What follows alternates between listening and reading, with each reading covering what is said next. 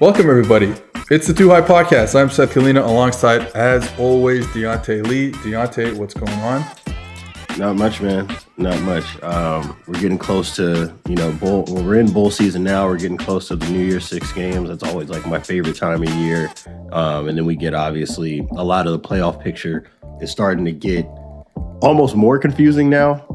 After this past weekend, I keep waiting for things to like get cleared up and be like, okay, we can eliminate, these quote unquote in the hunt teams. And then the team that I'm expecting to win loses, and the team I'm expecting to lose wins. And, we're right back where we started. But I do think that it's going to make for a really interesting, home stretch of the regular season. And then obviously, who knows what's going to happen in the playoffs with the way these teams are looking. Yeah, and this week it's weird. We're recording. It's Monday afternoon.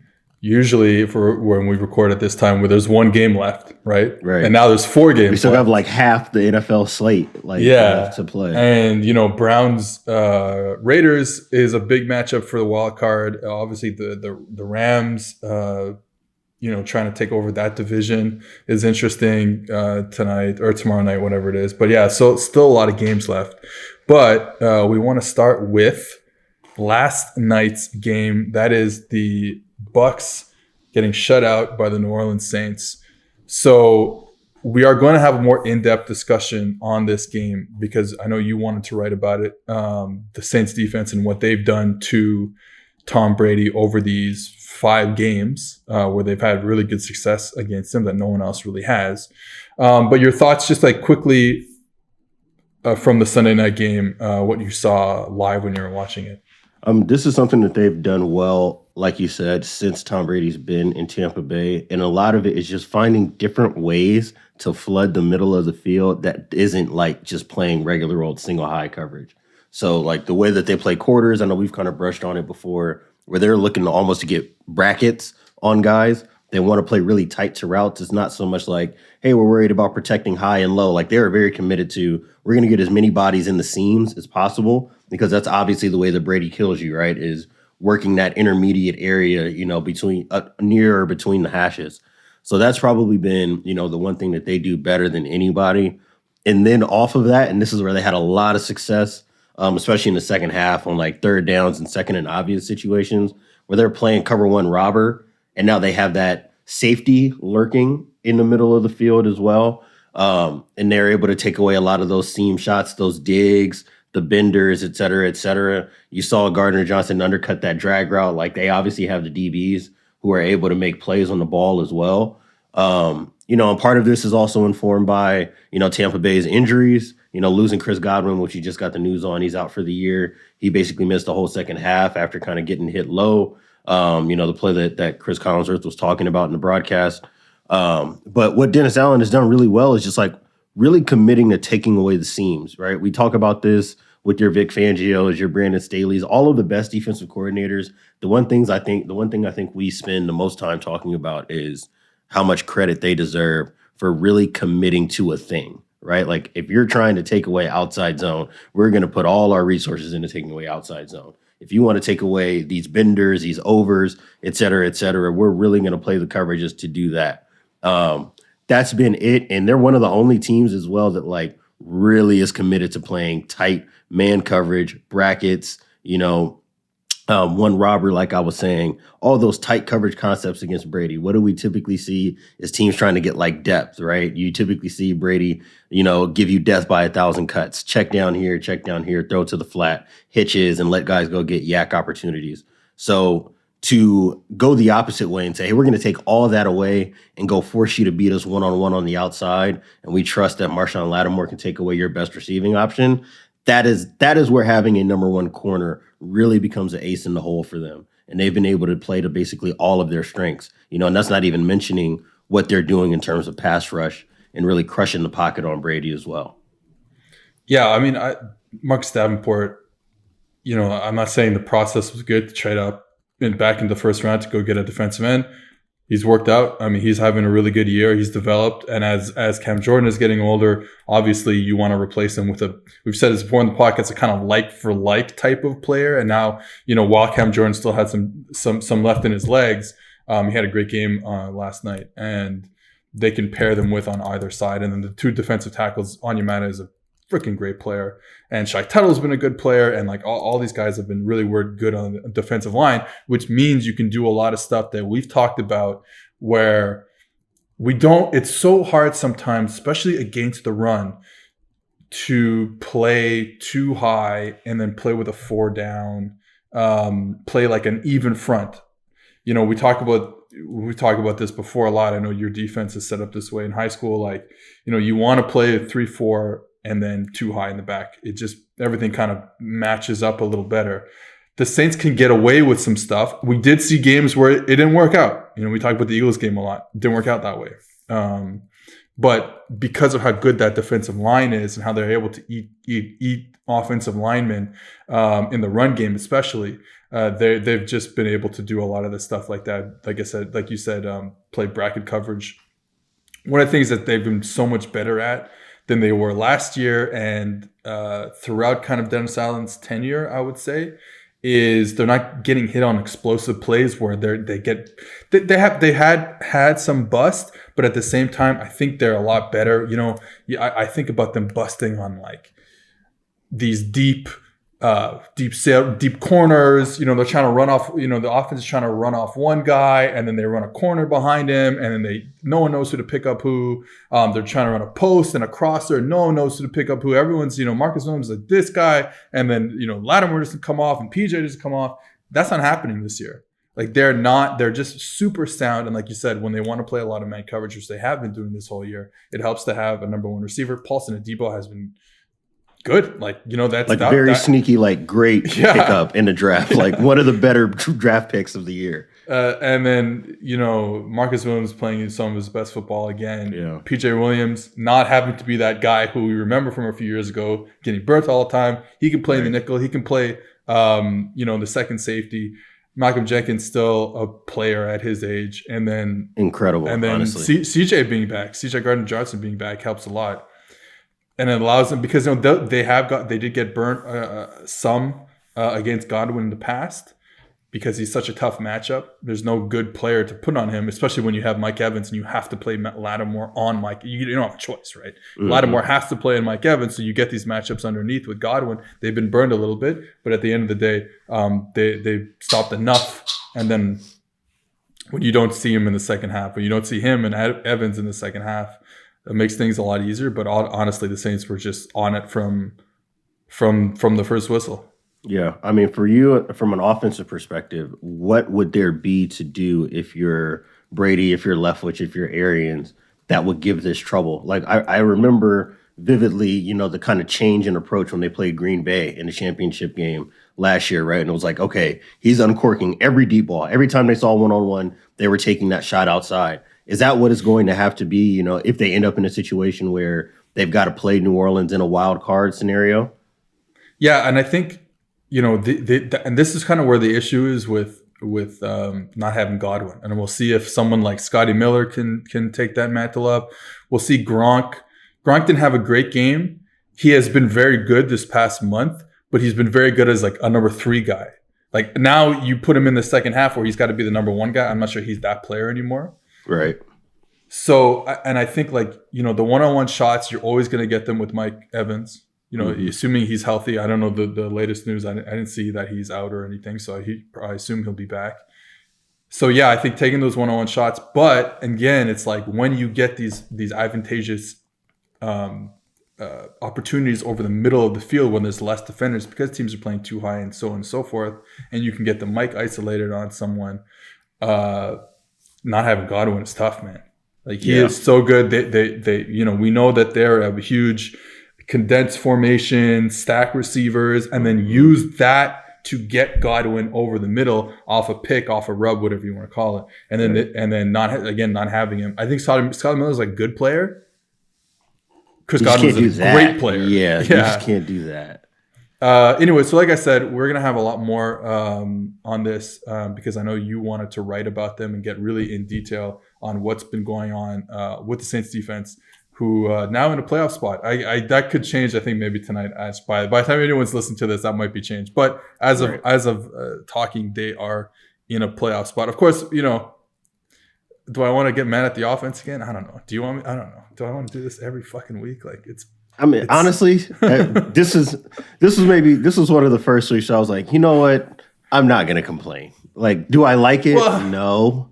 Do I like it? No. But they are finding a way to be functional, and at a certain level, like I almost have to respect a bit that Sean Payton has leaned so hard on this Taysom Hill thing, and they are working as hard as possible to make this thing work.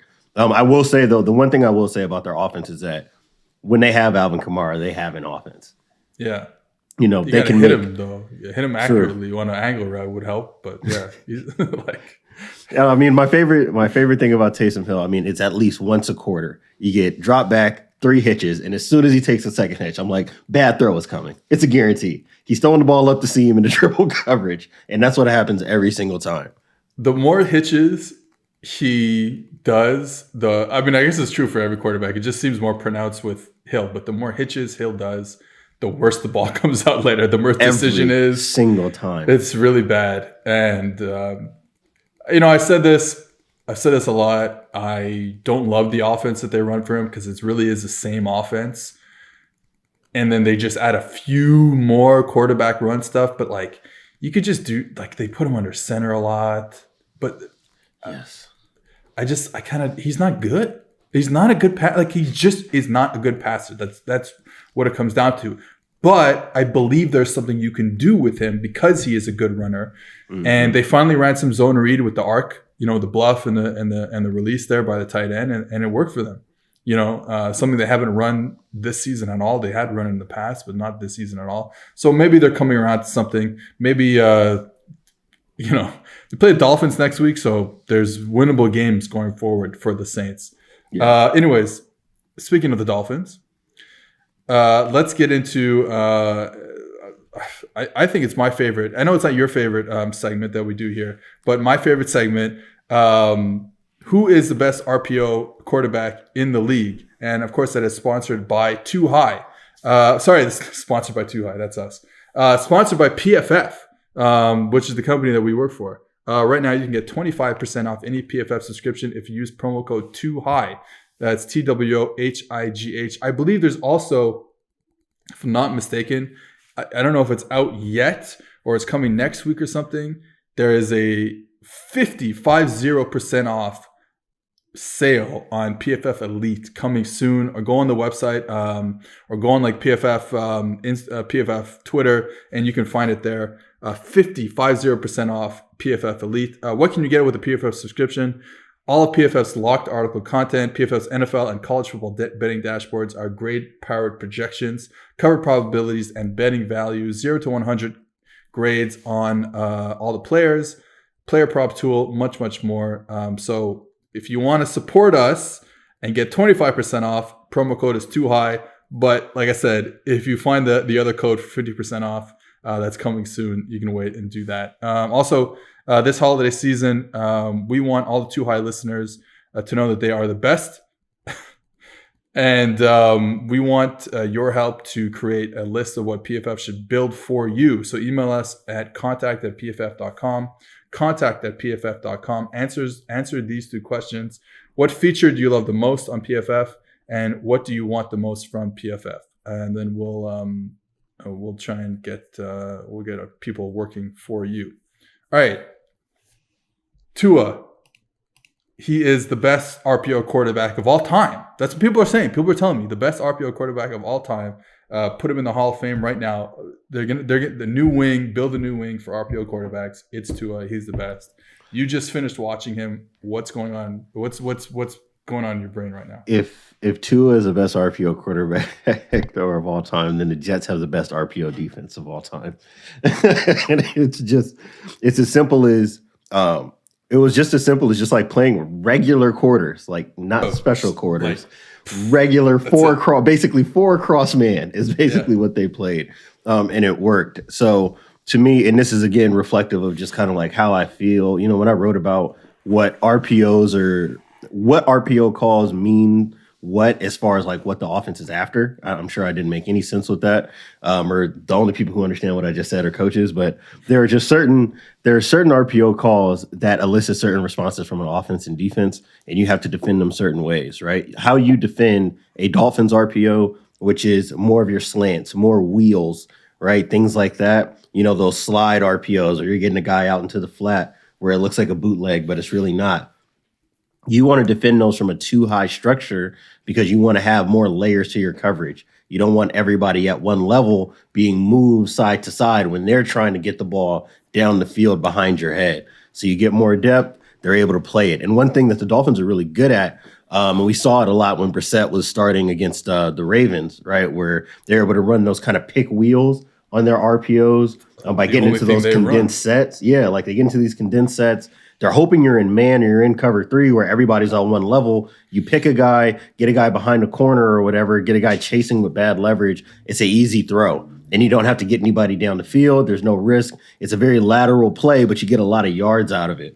If you're playing quarters, you can tell your corner, hey, if it's condensed splits, you just sit at like 7 yards.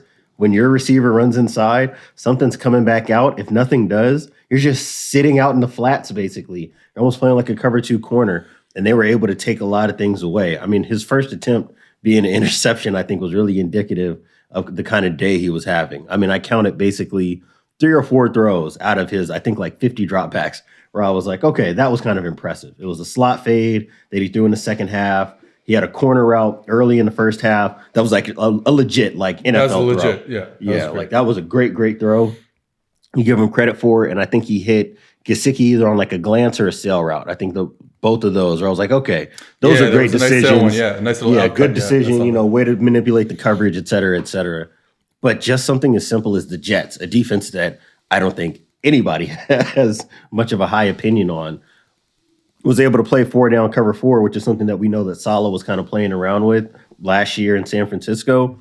And it took away a lot of the windows on those glances. So to me, they couldn't hit one. Not a single one. I mean, nothing was open.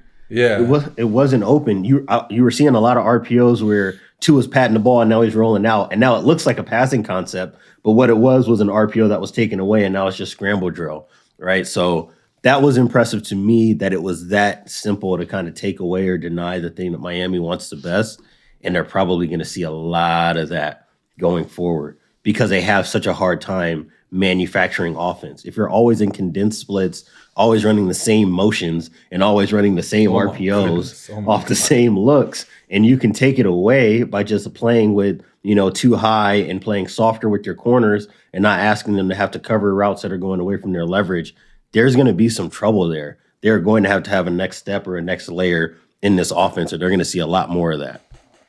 Yeah, I thought, to get back what you're saying before about like you do on defense, you play a certain way against certain types of RPOs, and then another way against other types of RPOs. So in this type of scenario where the RPOs are getting a little more downfield, then you sit in your too high and you tell your nickel and you tell your Wilt maybe to sit there or whatever and deal with these 7-yard routes or the slants or something like that. Whereas, just to make the point clear, like maybe if you're playing against the Packers or the Cardinals, and 2 teams we're about to talk about, who are more horizontal with their RPOs behind the line of scrimmage, maybe you do want that extra player in the box and you don't want to sit in too high because you need a guy to run sideline. You need more sideline to sideline players under 5 yards. Correct. Right? Because that's where the ball is going.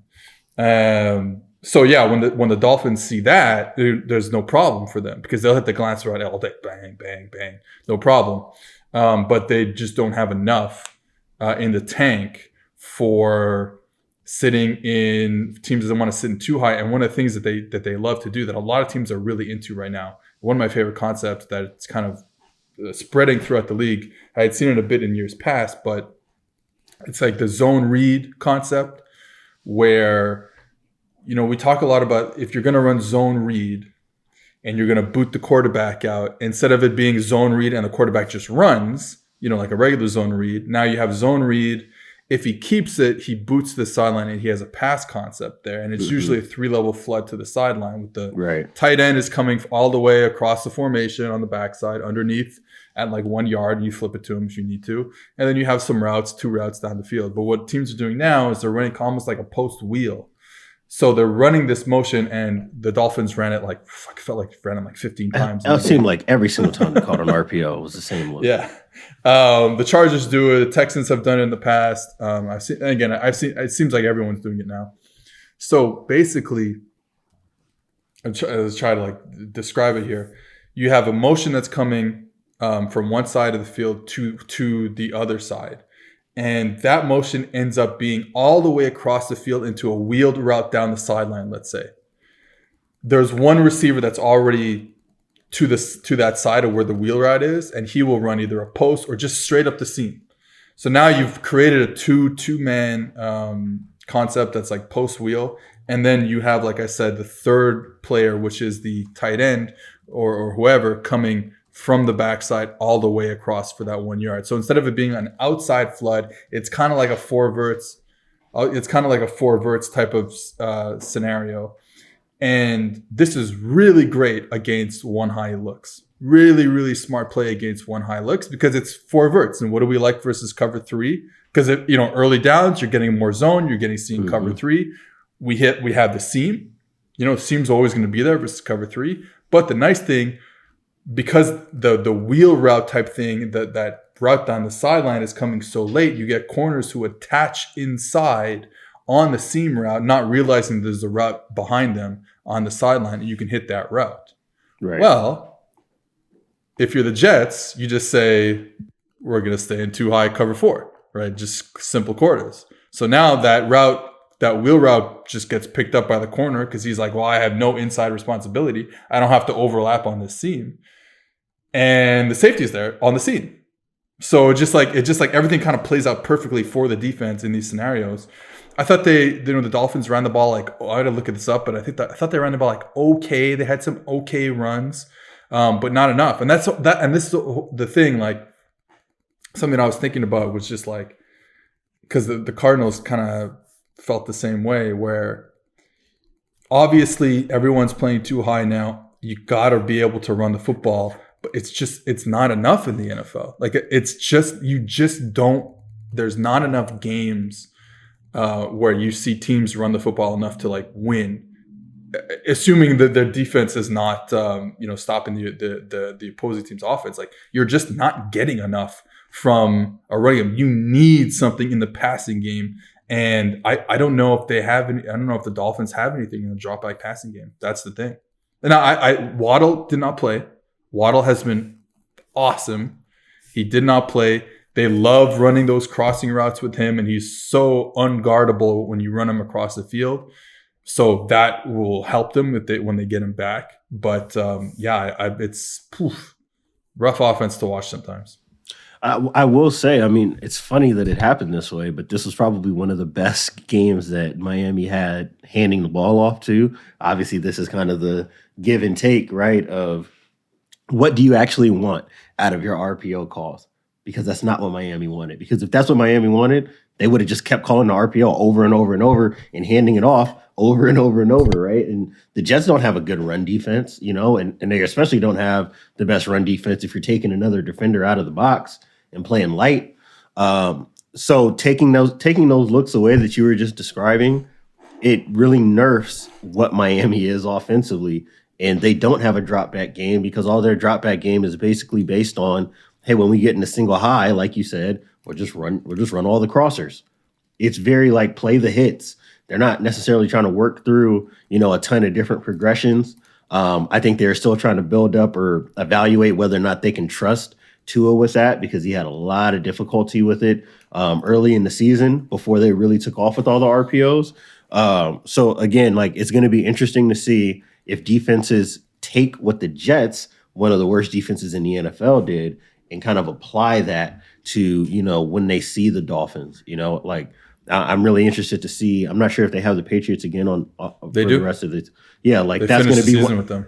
That's going to be another one of those games. The Patriots aren't a quarters team, but they play a lot of Tampa too, and they're really good at being able to play with less in the box when they're playing those Tampa 2 or those cover 2 looks and being able to sit on, some of those windows for throws. So there's another opportunity there where there could be some trouble with them trying to work the ball into those intermediate areas, because that is their first down offense. Those glances, those wheels, that is the entirety of their first down offense, basically. And if they don't have that, and you're putting Tua in scenarios where teams can really get after them, there's just going to be trouble there. I'm not saying this because I'm happy about it. It just kind of is what it is. They've got to figure something else out. Overjoyed by this conversation. This is the limit. I mean, this is the limit of being the best RPO quarterback in football history, man. Like, what does that mean if the RPO don't work? What's the next thing? So we'll have to see what the next thing is in this offense. So I'm looking this up right now. 24 teams have played so far this week. Obviously, like I said, we're still missing 6 teams.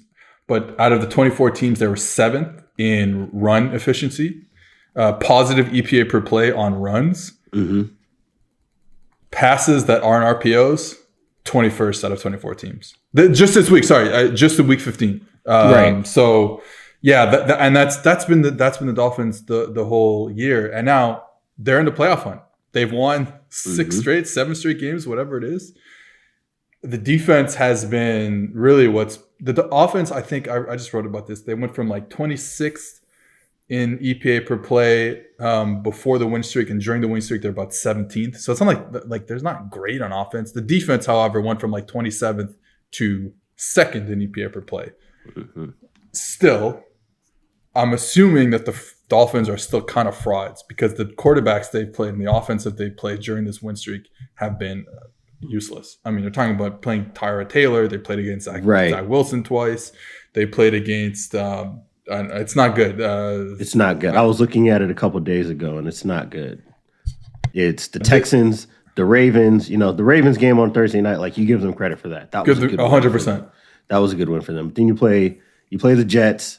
You play the Panthers at home. Yeah. You play the Giants at home. Yeah. And you get the Jets again at home. Like, I don't know exactly what you want me to take away from that. The last good opponent that they played were the Bills, and they lost that by 2 touchdowns. Yeah, they lost twice to the Bills. So, and so the funny thing about them on defense is they play so much man-to-man that, man-to-man is interesting. Man-to-man is interesting because it's like it can be like exacerbated based on the personnel differences. Mm-hmm. So when you go in against, I don't know, Jamison Crowder and Corey Davis and Darius Slayton and like Kenny Galladay, it's like, okay, yeah, you want to, and they have good man-to-man corners, Byron Jones and Xavier Howard, like, okay, pretty good. You're going to look good. The quarterbacks aren't good. The receivers, you can lock them down. Now you play, with the first half of the season, when you're playing against Mike Evans, you're playing against Stephon Diggs, you're playing against Darren Waller, all those guys that they played against. And that's probably closer to what their defense actually is, which is not that good. So they've looked really good. They've won 6 straight games, mostly according, through their defense. I think the schedule actually sets up kind of nicely. Like I said, they play the Saints on Monday night next week. That's a very winnable game. Like the Saints aren't going to move the ball on you. Saints have no receivers. Marcus Callaway, my favorite receiver in the league, he's not going to move the ball on you. Right. Taysom Hill's not going to move the ball. Deontay Harris is still going to be out. So that's a very winnable game. And then they get the Titans.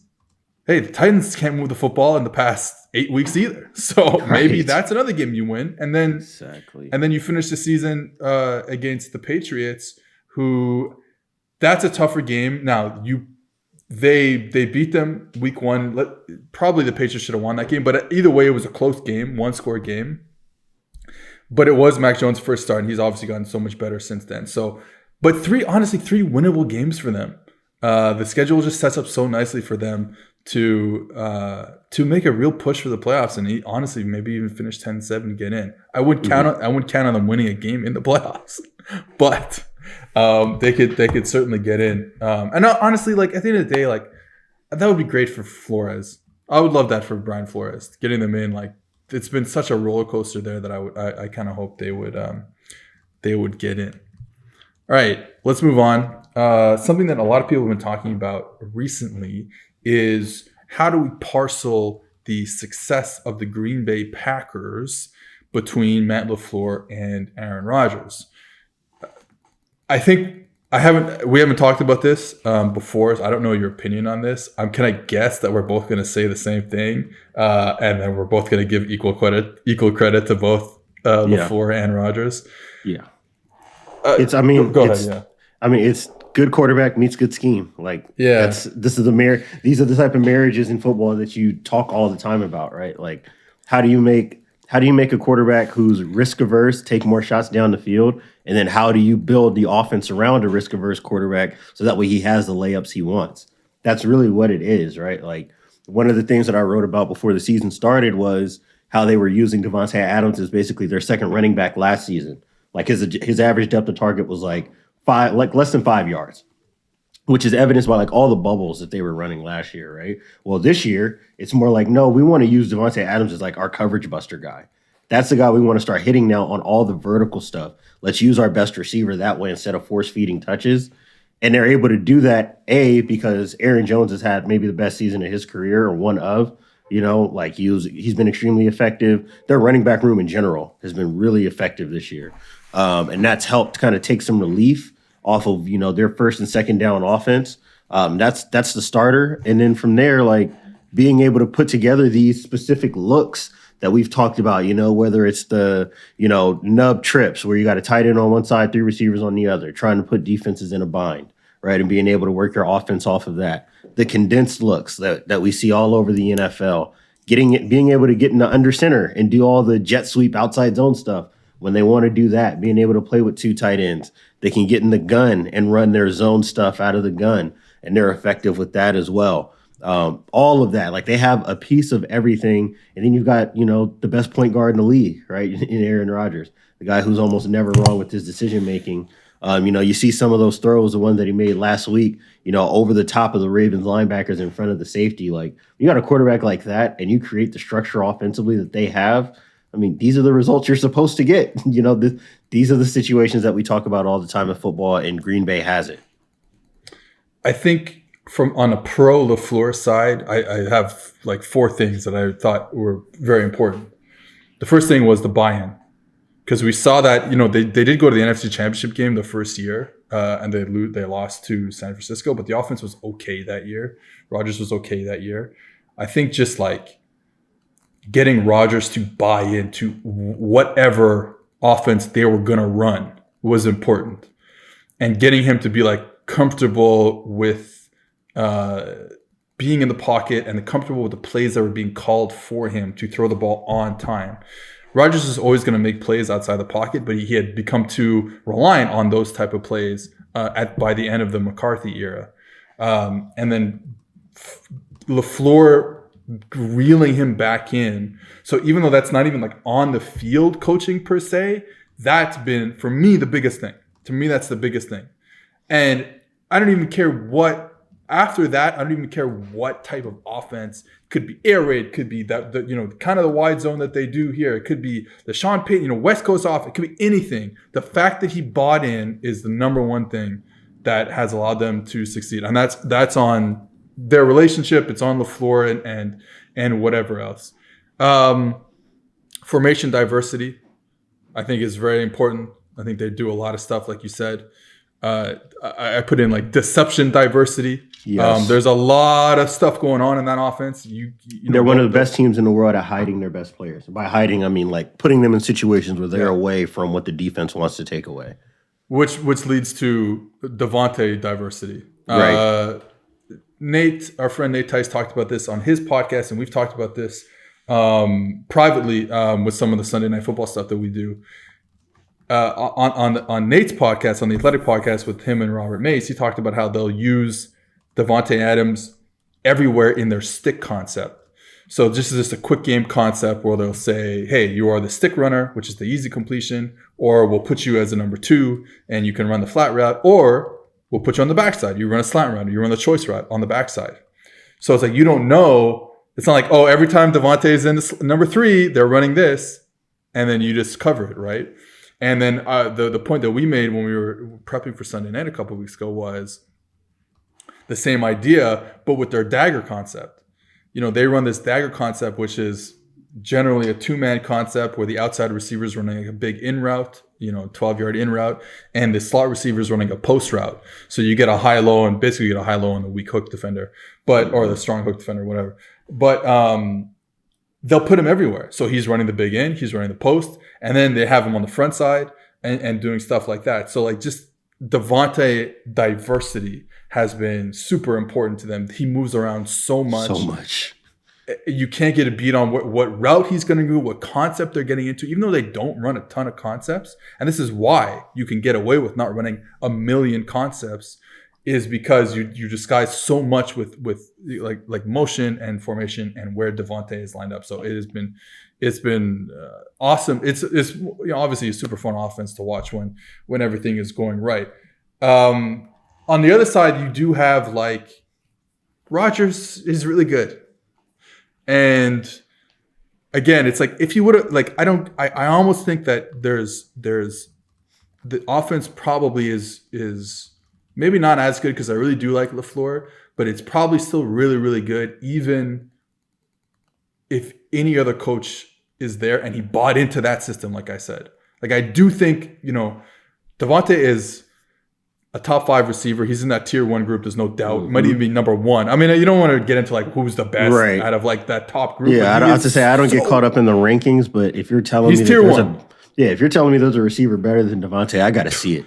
There is none. You got to show me. They're all he's special. He's different.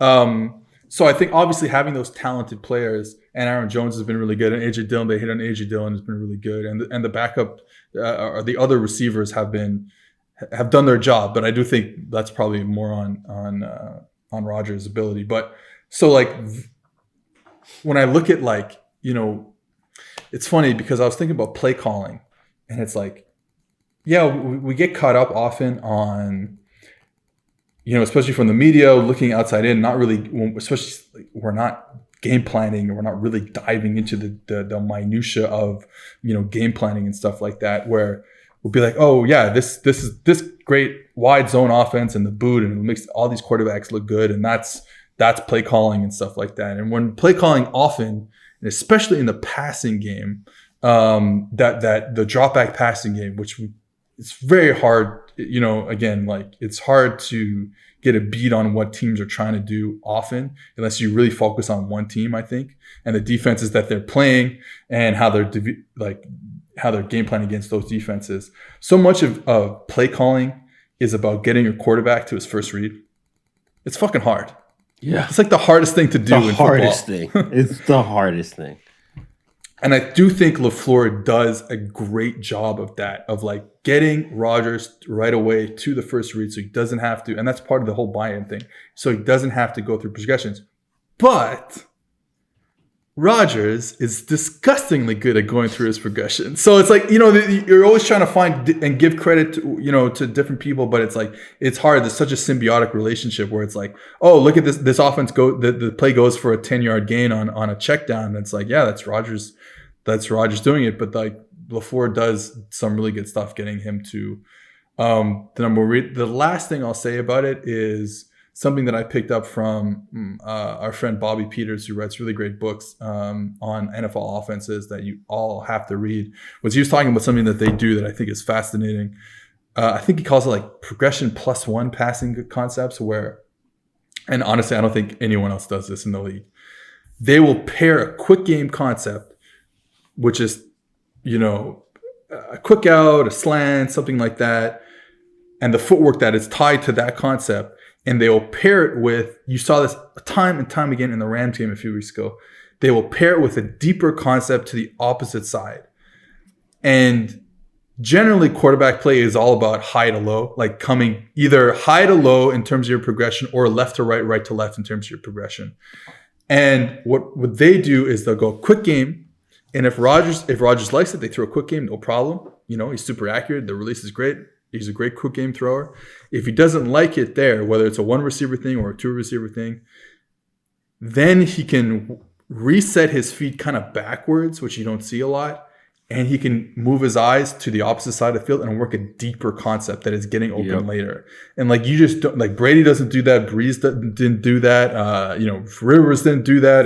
Whoever else, all these great quarterbacks, they don't really do that. Obviously Rodgers being just incredible helps you do that, but that's just something that's something you don't see a lot, and it's helped him get so many big plays because being able to create an explosive play off a quick game concept, no one else is doing that. So yeah, that's it. Just like there's so much going on with this so offense. Good, honestly. Yeah. Like there's not a hole. I don't like. I try to poke holes in this stuff all the time. It's hard to find a hole when you have a scheme that's this sound. Like you could take what LaFleur is doing and drop it off literally anywhere in the league, and you're probably going to hover at least like an EPA number is probably around league average at worst, right? As long as you like aren't ravaged by injury. And then obviously you add in the ceiling that they have with this one of a kind quarterback, right? Who still sees the field, who still throws the ball as well as he did a decade ago. Like there's nothing to poke holes in, and now they can really run the ball when they want to run the ball too. Like that's the team in the NFC right now, at least offensively. That I feel like, hey, it doesn't matter who they're lined up against. I feel like I can close my eyes and count on 28 points from Aaron Rodgers right now. Yeah, the Ravens tried to double Diante. It didn't matter. Doesn't matter. Rodgers was finding everyone else, and then when they didn't double him, he found Diante because he's really good. All right, let's get into a segment that we honestly haven't done this segment in quite a while since this offseason. But again, this is I think for both of us one of our favorite segments, and it's Diante and Seth hate on the air raid. Again, something we haven't done in a long time since we were talking about the Mississippi State 2020 offense. But here we go. Diante and Seth hate the air raid, presented by Western and Southern. Want a chance to win the ultimate game day feast, whether it's football success or financial savvy? Winning starts with asking us questions. Would you like to know what it's like behind the scenes with Al Michaels or Mike Tirico on Sunday Night Football? How about a need to know for your financial future? Western and Southern is teaming up with PFF's very own Chris Collinsworth to share insights that can help you put you ahead on both your fantasy and financial scoreboards. Every submission earns you a chance to win the ultimate feast to celebrate football's favorite Sunday. We'll cover your catering up to $2,500. Coordinate your order from a restaurant near you and have it delivered on February 13th, 2022. Don't forget to check out the Chris Collinsworth podcast and Western and Southern's Instagram for answers to the best questions each week. Submit your questions at westernsouthern.com/askchris. One more time, that is westernsouthern.com/askchris. If you're watching on YouTube, check out the link in the description below. Remember, with Western and Southern, you can rest assured on game day. Okay, we don't hate the air raid. I put that out there, like it's just a dumb segment name. We don't hate the air raid, right? I'm an air raid guy. Like I started coaching in like 2009, 2008, something like that. Like I'm a spread 5 wide. Jesus, talking in Canadian language there for a second. 4 wide, 4 open formations. I love that stuff. But there are some issues, especially getting, subs that we've talked about, especially in the era of 2021. So the Cardinals lost 2 straight games. They looked horrible against the Detroit Lions. I think it was like the first time that ever like the best team, the team with the best record, lost to the team with the worst record after week 8 or something like that. Anyways, your thoughts on where the Cardinals are right now? I think that this is kind of an umbrella statement about the air raid. I think that we have, and maybe this used to be true and it might have just evolved.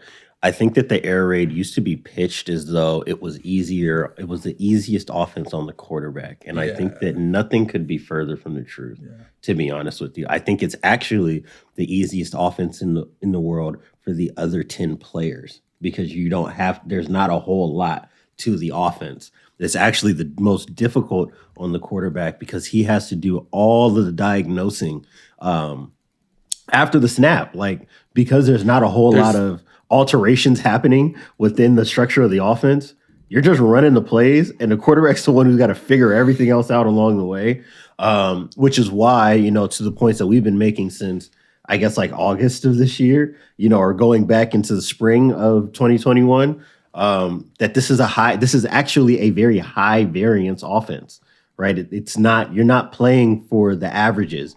You're not necessarily playing for the most efficient thing in the world. This is a high variance offense because you can't guarantee, or there's no real safeguards or safety nets for you within the structure of the offense.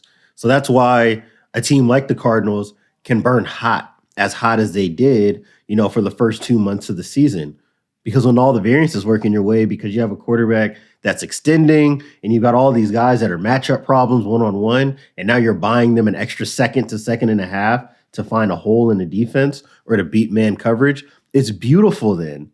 And that's not to say that it can't look like that again, right? Like, this is an offense it probably will look like that again. This is still an offense that can go put up 41 if they have to, or if they get hot at the right time. Especially if they're playing in a home playoff game, right? Like, they can run it up against anybody in the world if they absolutely have it rolling. But it does put so much on the shoulders of Kyler Murray. And then the second that there's any attrition, and we talked about this with LSU and the USC at the college level, right? The second that there's any attrition in their personnel, and what happens? You don't have your number one receiver for the second half of a Monday Night Football game against the Rams, and it's like, all right, well, all of our layup throws are out the window now, because there's no other way that we can manufacture these nice one-on-one throws anywhere else outside of our best receiver on what might be your best corner, and we're just taking the shot anyways. So that, to me, is like what we're looking at with the air raid, why we're seeing kind of like a regression back to the mean in Arizona, and why I still think that there's potential for this thing to kick back into the fifth gear again, just kind of like tempering everybody's understanding of what the air raid actually looks like, because this is a part of it. The highs are a part of the offense, and some of these lows, some of the valleys are just as much a part of this offense. You know, I think the point about not having DeAndre Hopkins is obviously super important. I mean, like, for any offense, not having your best receiver is not good, obviously. But one of the issues that the air raid has, sorry, I should say Cliff. Like, this is his offense. I got to stop this like branding it as the air raid.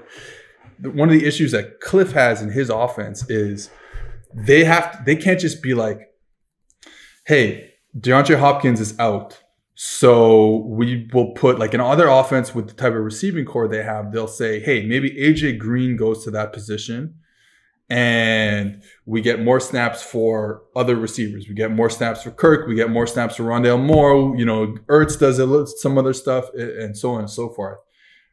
With them, everything stays the same, but you just replace the X, who DeAndre Hopkins is, with a worse player, Antoine Wesley, number 85, who I thought even had a fine game against the Lions, but he's no DeAndre Hopkins. But so it's like, all you're doing, you're running the same offense. Obviously, they're running some different concepts, but philosophically, they're running the same offense, just with the worst X. That's a problem, right? Because again, you can't just be like, okay, well now,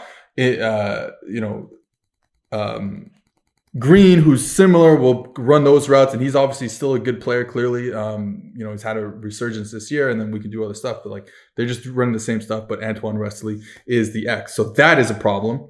It's exacerbated. Second time I've used that word in this podcast, is exacerbated by the fact that with Murray as the quarterback, they cannot throw the ball over the middle of the field. It's just not what they do. It's a Russell Wilson type of phenomenon where you have this really elite quarterback. However, you can't see over the middle of the field. So you don't have routes that are run there, and you don't have targets that are there. And this shows up in our data consistently for Kyler Murray in his career. If you're not throwing routes over the middle of the field, and all your routes are outside, and you just lost your X receiver, and you're asking Antoine Wesley to run those same routes, you're gonna have problems.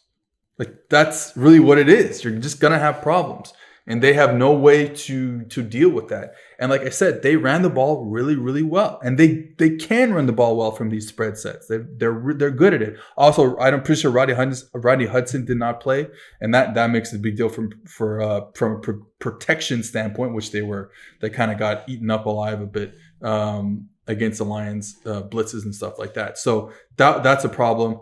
And going back to what you said, they've been having to make a lot of plays outside the pocket. And it's early in the season. I wrote an article and I looked up where Kyler was outside of the pocket in 2019 and 2020 compared to where he at that time was in 2021. You see a big difference. Like, he's making plays outside the pocket.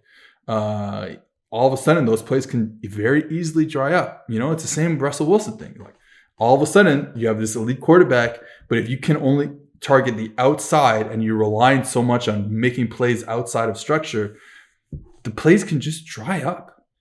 And you don't have a safety valve in Hopkins. Your protection isn't great because no Rodney Hudson at center. This can just happen. It can just happen. And like you said, do I expect this to continue to happen? No, because I think there's enough elite players on this team. But you never know. You get into a playoff game, like you said, you go on the road maybe, especially if the Rams can win and win the division. And you just don't know what's going to happen. And the defense, I haven't really watched the defense. Do you have any takes on the defense? They're not really doing anything different than the last time I wrote about them. It's still boom or bust. It's still playing a ton of man coverage. Still trying to use a ton of run blitzes because they still can't win up front.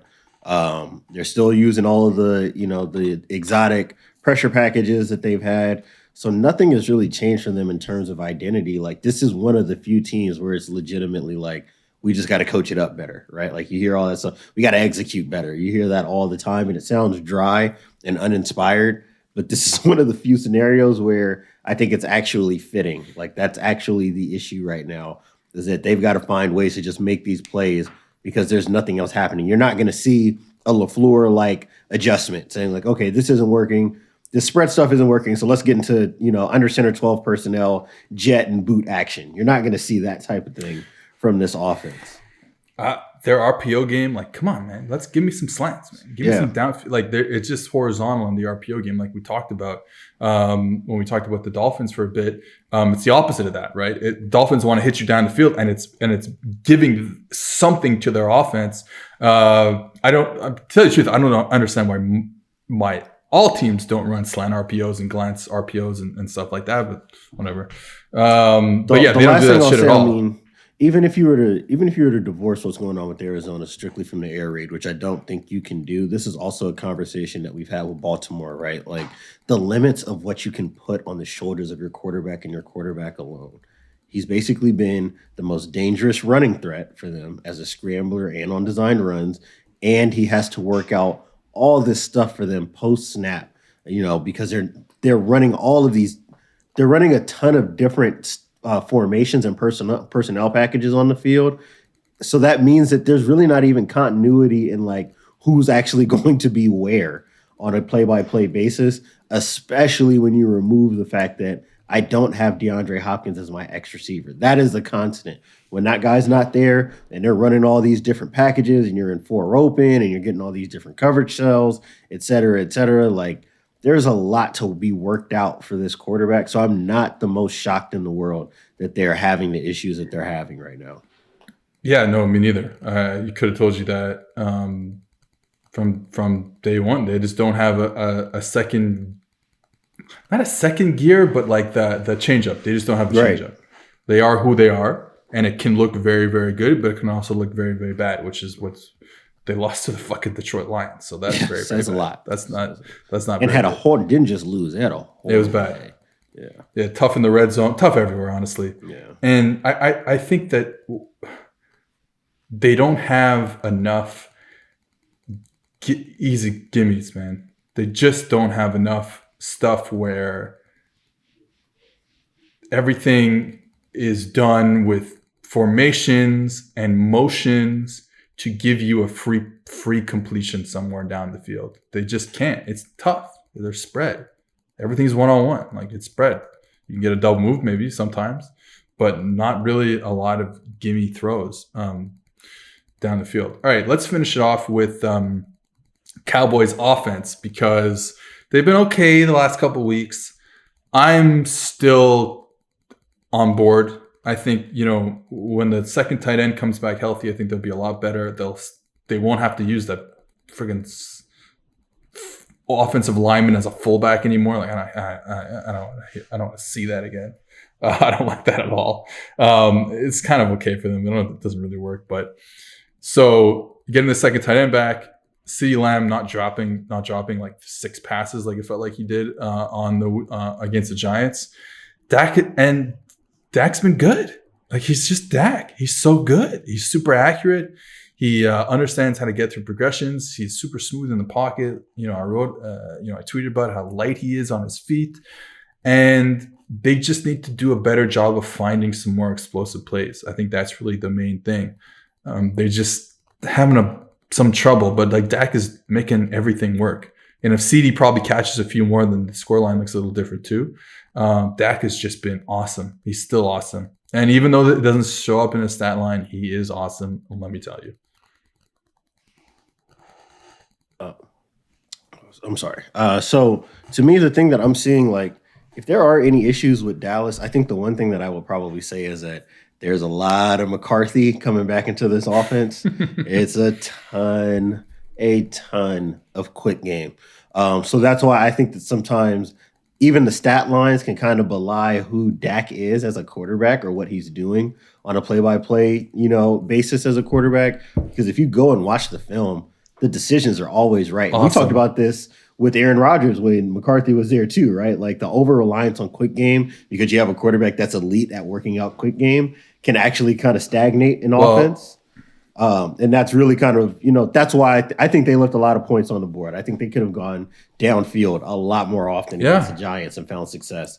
And then obviously, like you said, you had the drops from CD, had a few up the sideline. He had one on a wide open over route that he probably scores on 98% of the time. Yeah. He says I think he just kind of lost the ball through the underneath defenders playing it. But they still have that ability, to be surgically efficient in the passing game. And then obviously, like you were saying, and this is something that, when we work on, the Sunday Night Football broadcast, as far as the scheme stuff goes, that we both made a note of, right? It's not only are they missing the most important piece of their run game, which is having a useful second tight end, it's that they don't have anything other than super gimmicky, put a sixth offensive lineman on the field and change the way that your formations work altogether, in order to be able to try to run the football. Like, they're missing a huge chunk of their offensive identity, and a lot of their trouble, when we talk about diversity and being multiple and versatile and all that, a lot of that is because you can't use their wide receivers as blockers. Michael Gallup's not a blocker. You're definitely not going to ask CeeDee Lamb to come try to root out an edge player or a linebacker. That ain't happening. I don't think Amari's You're not using Amari Cooper in that way either. He can maybe go get a safety because he's got, a pretty good frame for that, but he's not coming in the box and blocking up duo for you. That's not what you put those guys on the football field to do. So because of that, it shrinks your call sheet. You can only really run outside zone, right? Because that's one of the few runs that doesn't really require your wide receivers to be great blockers. At least, not all the time. There are a lot of teams like the Rams, the 49ers, et cetera, the Browns that use their wide receivers to add to the effectiveness of the play. But you can design outside zone, and the way they do it, where they're always running away from the slot, you don't ever really have to involve your worst blockers anyway, right? Like, what's the best way to make sure that your wide receivers don't affect the play? You run the ball away from them. So that's kind of where their offense is at right now. I do think, hopefully when Jarwin is 100% ready to go and they can get back into some of those looks, I think that we'll see a lot more of the effectiveness from this offense, because I do miss seeing those explosive Tony Pollard runs. I do miss seeing all the downhill runs from Zeke, and then what that does for the rest of this offense. And you can start putting guys in motion and, stacking receivers out wide. And, you get these nice play action looks where you can take these design shots down the field and the ball's being distributed all over the place. So they're definitely missing one of their best pitches, right? Like, they're kind of down to some of the things that they would like to do in very certain situations. They've got to build the entire offense out of. And they're still, plenty fine offensively, at least in the passing game. But when they get everything together the way that they want it, that's really what I'm looking forward to, because they looked like the most dangerous offense in the NFL when they had everything rolling. Just to finish off with your quick game comment, how there's an over-reliance on quick game. Did you notice the play where the corner almost picked off the stick route? No, it was outside. It was like a little 5-yard little fin route on the outside, and the corner almost picked it. They were running, double slants or something like that. It was a double slants with the corner. Was it like? And he threw it to Gallup. Yeah, it was. And then the ball kind of got knocked, and like they got there at the same time, the corner and Gallup. Oh, I know what player you're talking about. Yeah, I know exactly what player you're talking about. So you're running a quick game. You know what the defense did? They played drop 8 Tampa 2. That means you're covered on the back end because you have basically 3 deep players. And the thing, quick game is so great against too high shells for the most part, because so much of it is about like dealing and like reading off the mic. I was about to say you're reading off of one defender. Yeah, where you have numbers. Well, if the mic leaves, so you read off the mic, but then they still have enough players underneath because they've dropped an extra defensive lineman. It would there was no way for Dak to kind of understand what he was seeing to a certain degree, and then he ends up almost throwing a pick because they're again over reliance on quick game, and then the team gives you a drop 8 thing where it's like 5 underneath zones against quick game. Forget it. And what that forces you to do is to always have to throw your quick game passes outside, right? And that's not really what you're running quick game to do. Is to throw the ball outside of the numbers. It's a hard throw to place. They are. I think they're an inside breaking quick game team. Yes, they like the slants, they like the fins, they like the hitches. Like that's their bag. They're not running, all of these spacing concepts or things are breaking out. That's not their deal. So because of that, like it's just a hard throw to place. And like you said, I mean, if you hesitate on some of these in-breaking routes, somebody gets killed or balls get, tipped or you get your pick sixes. So we saw, a team like the Giants, when they're able to get into some of these kind of design coverage looks to be able to take away their quick game concepts, that's where stuff starts bogging down. And that, to my point, is what I'm saying, where like when they're able to get that second tight end on the field that they can actually use both as a run blocking player, a pass protector, and a downfield threat, and you can extend these plays for Dak to really work the ball down the field, that's the layer of the offense that they need to get back to. And I think that once they're healthy and they got all their guns, we'll get back to seeing them be dangerous again. Yeah, I think we're both on the same page. We both are into this offense and what they can do when they're healthy. And then, like I said, just trying to find a way to create more explosive plays would be good. All right. It's honestly time to go watch. It's 4:50 Eastern time on a Monday, and I'm going to go eat and watch football. So I'm excited, actually. It's about that time. All right. That's it. We're done. See you guys. Peace.